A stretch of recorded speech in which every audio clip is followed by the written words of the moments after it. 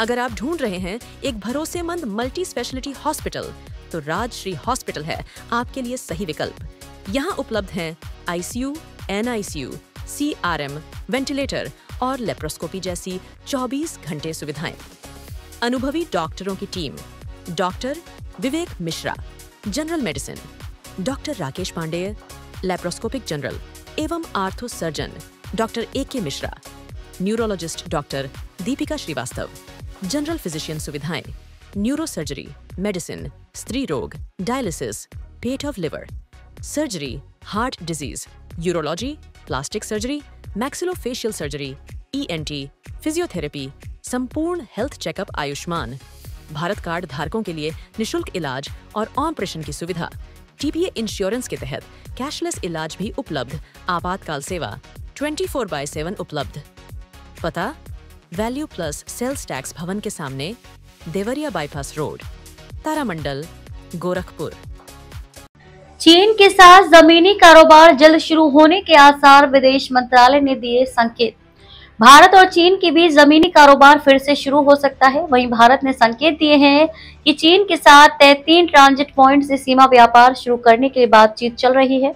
आपको बता दें कि 2020 में पूर्वी लद्दाख में सैन्य गतिरोध के मद्देनजर दोनों देशों के बीच सीमा व्यापार रोक दिया गया था।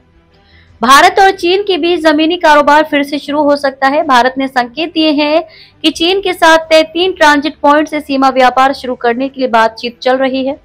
विदेश मंत्रालय के प्रवक्ता रणधीर जायसवाल ने कहा कि उत्तराखंड में लिपुलेख दर्रा, हिमाचल प्रदेश में शिपकीला दर्रा और सिक्किम में नाथुला दर्रा के माध्यम से सीमा व्यापार को फिर से शुरू करने की सुविधा के लिए चीनी पक्ष के साथ संपर्क में है। आपको बता दें कि 2020 में पूर्वी लद्दाख में सैन्य गतिरोध के मद्देनजर दोनों देशों के बीच सीमा व्यापार रोक दिया गया था। लगातार सुधार की राह पर स्थित पिछले कुछ महीनों में भारत और चीन ने द्विपक्षीय संबंधों को सुधारने के लिए कई उपाय शुरू किए हैं। पिछले महीने भारत ने चीनी नागरिकों को पर्यटक वीजा जारी करने की प्रक्रिया फिर से शुरू करने की घोषणा की। पिछले साल 21 अक्टूबर को हुए एक समझौते के तहत डेमचोक और देपसांग के अंतिम 2 टकराव बिंदु से सैनिकों की वापसी की प्रक्रिया पूरी होने के बाद ये गतिरोध प्रभावी रूप से समाप्त हो गया। चीन ने गुरुवार को कहा कि वे दोनों देशों के बीच सीधी उड़ानें फिर से शुरू करने के लिए भारत के साथ संपर्क में है। ऐसी उम्मीद है कि दोनों पक्ष 5 साल के अंतराल के बाद बहुत जल्द हवाई संपर्क फिर से शुरू करने की तैयारी कर रहे हैं। विदेश मंत्रालय के प्रवक्ता लिन जियान ने जब इस इशारे में पूछा गया तो उन्होंने कहा कि इन रिपोर्ट पर हमारी नजर है। दरअसल संघाई में भारतीय महावाणिज्य दूत प्रतीक माथुर ने गुरुवार को चाइना ईस्टर्न एयरलाइंस के अधिकारियों के साथ बातचीत की थी, जिससे अटकलों का बाजार गर्म हो गया था। क्या आप भी बार बार डाइट प्लान बना कर थक चुके हैं? क्या जिम जाने की सोच तो है लेकिन मोटिवेशन की कमी है?